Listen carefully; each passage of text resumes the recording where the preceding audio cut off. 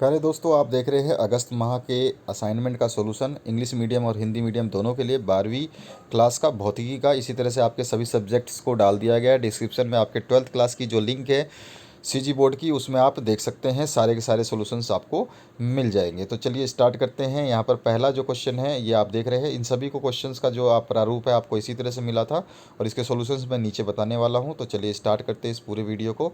और जैसा मैं बता चुका हूँ, आप अपने सभी विषय के सॉल्यूशंस को देखने के लिए डिस्क्रिप्शन की लिंक में जा सकते हैं। वहाँ पर आपका CGBSC 12th class exam papers के नाम से जो प्लेलिस्ट है, 12th क्लास के एग्ज़ाम पेपर की जो प्लेलिस्ट है उसको ओपन करिए। उसमें सारे सब्जेक्ट आपको मिल जाएंगे। पहला जो है आपका क्वेश्चन है, इसमें अ और ब दो पार्ट हैं, जिसमें सी धारिता वाले संयंत्र को V विभव तक आवेशित किया गया है, इसकी विद्युत ऊर्जा के लिए व्यंजन स्थापित करना है। और बी है संयंत्र की धारिता किन बातों पर निर्भर करती है, ये आपको बताना है। तो चलिए इंग्लिश मीडियम और हिंदी मीडियम दोनों के लिए सोल्यूशन देखेंगे। तो यहाँ पे मान लिया कि किसी चालक पर आवेश शून्य है, अतः विभव भी शून्य होगा। यदि आवेश Q दिया जाता है तो चालक का विभव शून्य से बढ़कर V हो जाता है। चालक को आवेशित करने में किया गया कार्य W बराबर क्या होता है, औसत विभव इंटू आवेश। ठीक है, आवेश मतलब चार्ज।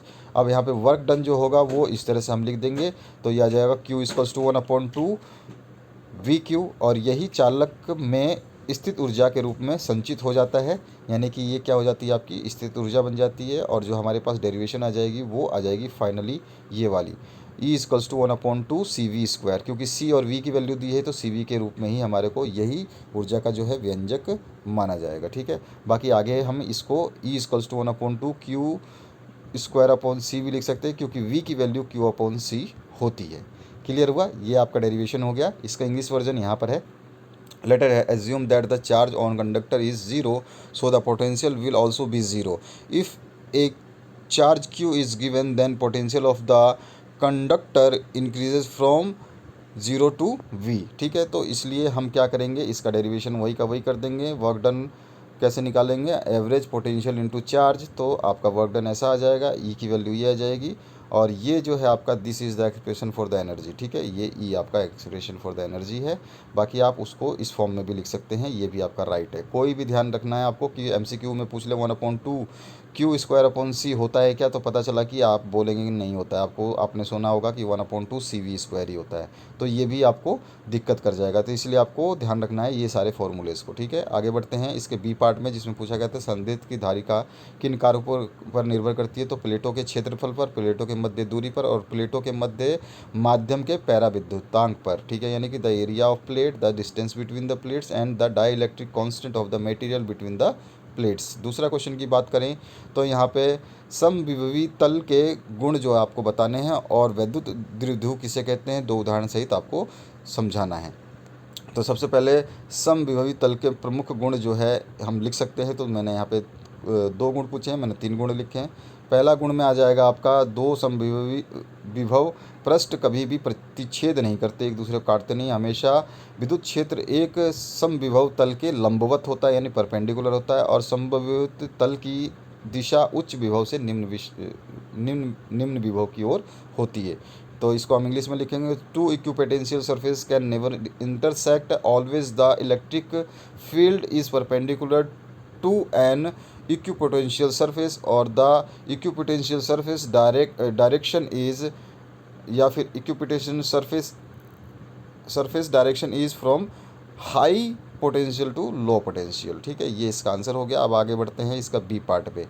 इसके बी पार्ट में क्या पूछा है कि आप देख लेते हैं पहले B part, what is the dielectric dipole, explain to with examples. यानी कि वैद्युत द्विध्रुव किसे कहते हैं, दो उदाहरणों से आपको समझाना है।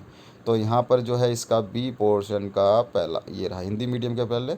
तो यदि दो आवेश जिनके बीच की दूरी बहुत ही कम है और दोनों पर विपरीत आवेश हैं और बराबर परिणाम है, तो इस अवस्था को विद्युत द्विध्रुव कहेंगे। विद्युत द्विध्रुव में एक धन आवेश और एक ऋण आवेश कम दूरी पर रखे होते हैं, और दोनों आवेशों का परिणाम जो है बराबर होता है। उदाहरण के लिए परमाणु में उपस्थित जो है इलेक्ट्रॉन प्रोटॉन, यानी कि धन आवेश और ऋण आवेश होते हैं जिन्हें विद्युत क्षेत्र में रखा जाता है तो इनके बीच थोड़ी दूरी आ जाती है तो एक विद्युत द्विध्रुव का निर्माण होता है। दूसरा एग्जांपल बोल सकते हैं, कुछ अणु जैसे H2O, HCl के धनावेश और ऋण आवेश के केंद्र के बीच जगह होती है, इसलिए ये अणु विद्युत ध्रुव का काम करते हैं। इसका इंग्लिश वर्जन जो है यहाँ पर आप देख सकते हैं, if two charges whose direction is very distance is very small and both have opposite charge and equal magnitude, then this arrangement is called dielectric dipole या इलेक्ट्रिक डाइपोल। इसके बाद में हम एग्जांपल के थ्रू लिख सकते हैं, there are electron and protons present in atom I positive charge and negative charge which are kept in a electrical field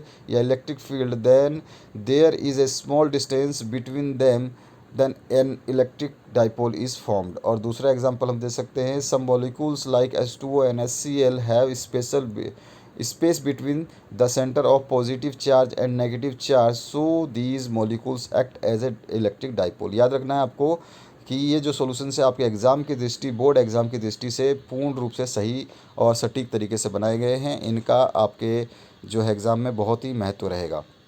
तीसरा क्वेश्चन है, आवेशों के अध्यारोपण के सिद्धांत का कथन लिखना है आपको। एन आवेशों के सतत वितरण के कारण किसी बिंदु P पर आरोपित विद्युत क्षेत्र की तीव्रता को उनके सदिश स्थित सदिश के रूप में व्यक्त करना है। ठीक है, तो चलिए स्टेट प्रिंसिपल करते हैं हम, जो है सुपरपोजिशन ऑफ चार्जेस का। ठीक है, पहला तो इसको हिंदी मीडियम के लिए देख लेते हैं। तो आवेशों के अध्यारोपण का सिद्धांत क्या है, पहले ये लिख लेते हैं। तो हिंदी मीडियम और इंग्लिश मीडियम के लिए ये डेफिनेशन जो है लिख दी, किसी एक आवेश द्वारा लगाया गया विशिष्ट बल अन्य आवेशों की उपस्थिति के कारण प्रभावित नहीं होता, इसे अध्यारोपण का सिद्धांत कहते हैं।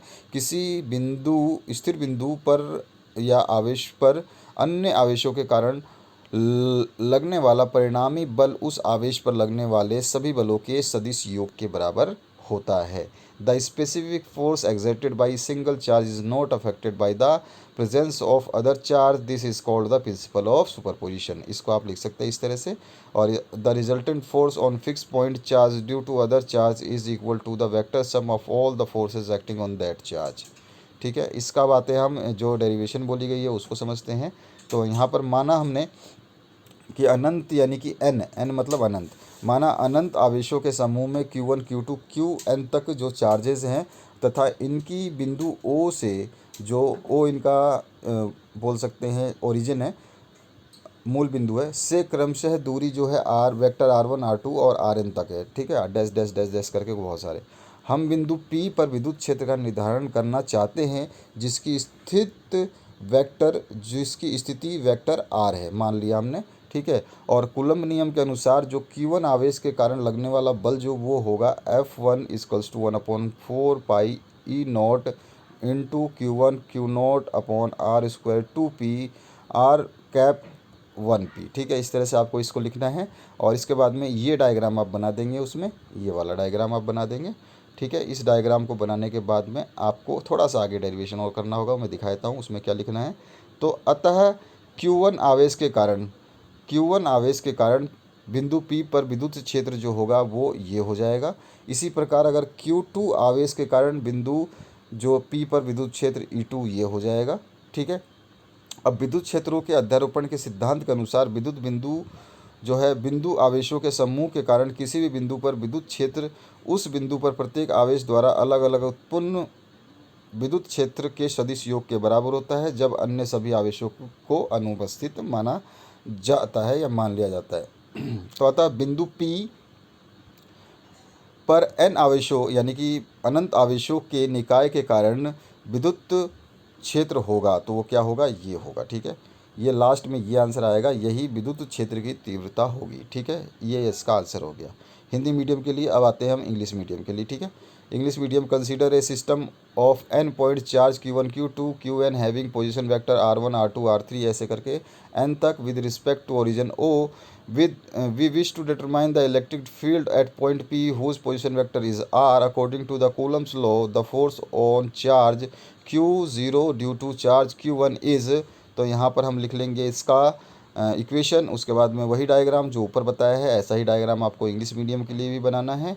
और यहाँ पर फिर आगे हम थोड़ा सा डिफरेंस और लिख देंगे, इसके बाद में ये आपका कंप्लीट हो जाएगा। Where R cap 1P is a unit vector in the direction from Q1 to P and R1P is the distance between Q1 and P. Hence the electric field at point P due to charge Q1 is ये दिया जाएगा। फिर similarly Q2 के लिए हो जाएगा ये वाला, ठीक है।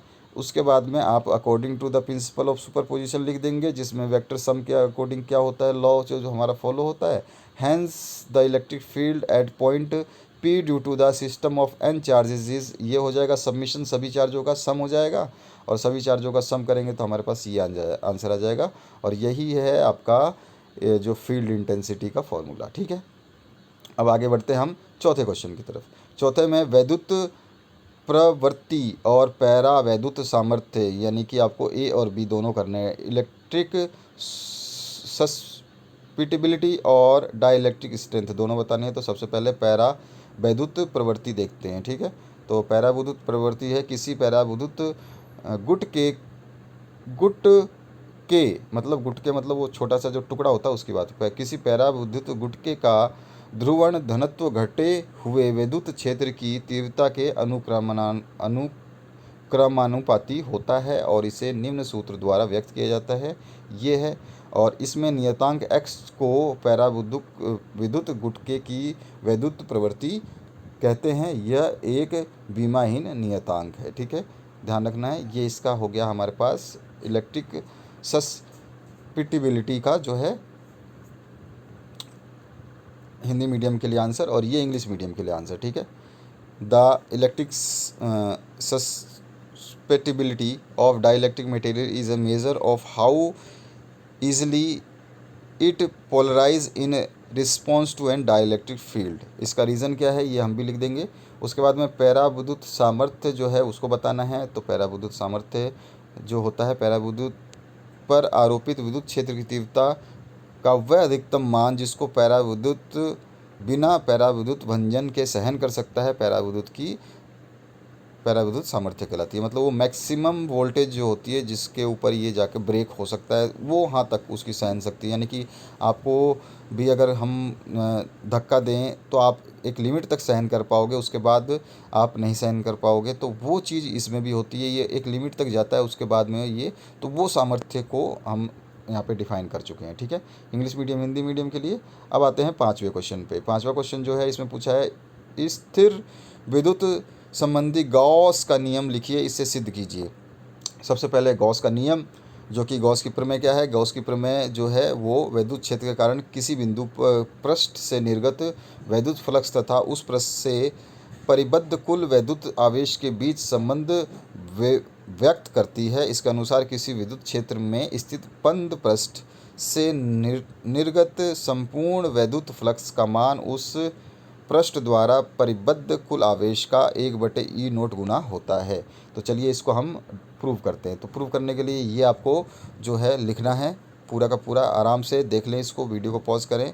ये डायग्राम आपको बनाना है, वीडियो को पॉज करके देख लेना। ये डायग्राम आपको बनाना है उसके साथ में, और इसकी इक्वेशन नंबर 1 आ जाएगी। फिर इसको आप सॉल्व करना है, और सॉल्व करने के बाद में फिर से और इक्वेशंस बनेंगी। हम जाएंगे 1/E0 तक जो है इसका आंसर निकालने। तो यहाँ पर जो है ये कौन सा मान कहाँ रखना है ये देख सकते हैं। स्टेप बाय स्टेप सॉल्यूशन है, तो आपको दिक्कत नहीं होगी। यहाँ पर कंप्लीट जो सॉल्यूशन जो है आपको मिल रहा है इंग्लिश मीडियम और हिंदी मीडियम के लिए। तो ये वाला जो है, अतः जो हमारा बंध पृष्ठ ए से अभिलंबवत निर्गत संपूर्ण विद्युत फ्लक्स जो है उसको हम निकाल रहे हैं। तो इस तरह से आपको एग्ज़ाम में लिखना है, तभी जाके आपको पूरे मार्क्स मिलेंगे। 5 नंबर 4 नंबर के ये आता है क्वेश्चन पेपर में अगर, तो आपको इतना ही लिखना होगा। इसी तरह से आपको स्टेप बाय स्टेप सॉल्यूशन करना होगा। यही गॉस प्रमेय का कथन है, ठीक है। अब इसका इंग्लिश वर्जन जो है गॉस थ्योरम वो यहाँ पर है। इसको मैथमेटिकली जो है हम phi=1/E0 इंटू Q के फॉर्म में हम लिखते हैं, और प्रूफ जो है इसका हम करते हैं। तो प्रूफ उसी तरह से करेंगे जो ऊपर किया है। इक्वेशन नंबर 1 आ जाएगी आपकी।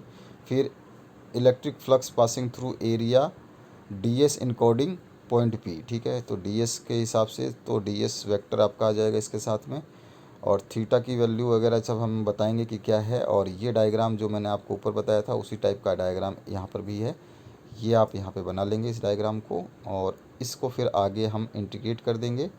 तो यहाँ पर इसका इंटीग्रेशन है, इस इंटीग्रेशन को इस तरह से कंप्लीट करेंगे स्टेप बाय स्टेप। और उसके बाद में इसका जो कंप्लीट सॉल्यूशन है वो आ जाएगा हमारे पास 5=1/E0 × Q। यही आपका हिंदी मीडियम में था, ये Q जो आपका ब्रैकेट में था। ठीक है, तो इसमें घबराने वाली बात नहीं है, आप ब्रैकेट लिख सकते हैं, इनटू का डायरेक्ट चिन्ह दे सकते हैं। और आपके सारे सब्जेक्ट के सॉल्यूशंस जो हैं इसी वीडियो के डिस्क्रिप्शन में CG बोर्ड की जो 12th क्लास की प्लेलिस्ट है, यानी कि CG BSc 12th class exam papers, उसमें आपको मिल जाएगा। वहाँ पर आप देख सकते हैं सभी सब्जेक्ट के हिंदी वर्जन और इंग्लिश वर्जन में सॉल्यूशंस कंप्लीट कर दिए गए। Thank you very much for watching this video.